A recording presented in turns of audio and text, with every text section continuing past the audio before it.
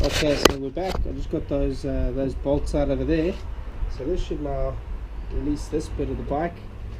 Again, I'm going to go ahead and use a screwdriver for leverage, if I can. As you can see, of course the bike's quite old.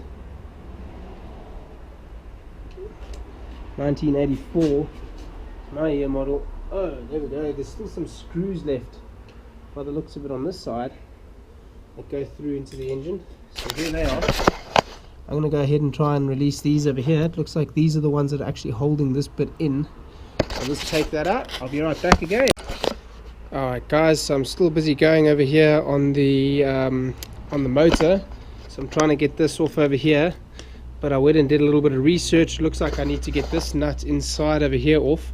And in order to do that, you've got to remove the flywheel cover. And in order to do that, you have to remove the high-low gearbox cover. So been about 20 minutes, maybe 30, battling to try and get this all loose. So yeah, let's go ahead and take it all off. I've loosened every single screw around the outside of this over here. Again, a very useful tool, the impact driver. Go ahead and get one, guys. Also needed two improvised tools. One was a quarter that I gripped in the inside of a cloth like so, and I used that to turn these two little covers off that come off over here without scratching them, and to get a nice proper grip inside over there and over there. So I've already removed those. As you can see, they came out pretty easily. Just so long as you don't damage them, you'll be fine. And I've gone and taken off all the screws all the way around the motor. I've also unplugged this little wire over here, which came out with this little rubber block.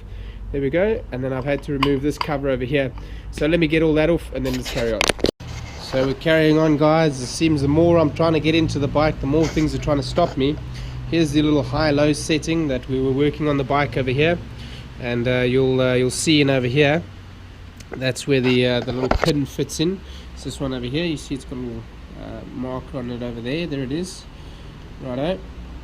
So that's a little bit that flips it into high-low, so you can get a high speed and a low speed. Cool. But now I've run into a problem.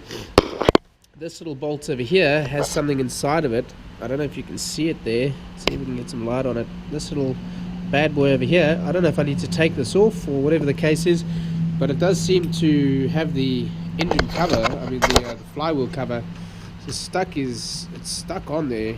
So something's stopping it, and yeah, as soon as I find out what it is, I'll let you guys know. And trying to work with this thing without trying to break it, I've now found that there was this little part over here. You've actually just got to compress this little bit, press this little bit out, and this little thing comes up and over, because there's some sort of a groove or something that it catches in here. I don't know what keeps it down, but that essentially just sits on top of that, which sits all the way in there, and then you take your engine cover off. Now this is the whole reason why I wanted to get inside of this engine, because you can see, look at this, that's just disgusting. So that's no good. All filled up with yeah, lots of mud and all sorts of stuff. This is also very bad news. I don't know what that is. Looks like it's part of a piston or something. I don't know, but finding broken pieces of metal inside of the engine is never good. So this is exactly why I wanted to open this engine up. So now I can go ahead. I'm going to go ahead and loosen this off. This is the flywheel. I'm going to take that off, and that'll help me to get the bottom end of the engine off. It's late night now, as you can see, but I'm definitely not one to give up. So I've gone ahead and finished this all off. It does look like I did not need to open up the side of the engine at all, but I'm glad that I did, because the amount of rubbish that came out of that, like this over here, I mean, look at that stuff that's on the inside of the motor. I'm going to have to clean it all out anyway. But what I can tell you is success. We can now see the piston head. There it is, and we've removed the cylinder. What I did was I figured, you know what, I'm going to go and buy new gaskets anyway, so I'm just going to shove the screwdriver in there, because I had a look. I didn't think that there are any other bolts from the videos that I could see holding this thing on. So literally it's just these over here, and mine had all this dirt and rust, and these little round O-ring things, they were just getting jacked up in there with rust, and they were literally seized. Here's another one. They were literally seized onto this piston. So I mean onto the bolts themselves.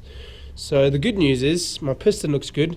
When I turn the flywheel, it's getting a good range of motion. It's going all the way up, all the way down, if I hold the piston up. That's obviously what the sleeve does. So that's great. It looks like the crank's good. It looks like the big end bearings are good. I just got to clean out the inside of the engine. And this is what I've battled with all day long. All day. Look at that. The rust. That's probably what kept it on. And these little O-ring things, I don't even know what they do or where they are. There's that one right there. So they've each got one around each side. So yeah, that's what I've been dealing with all day. Cool, so keep watching, guys. We've got the engine apart. Now we're going to clean it up, next reassemble, and make sure it all works. Great. Have a good day, guys.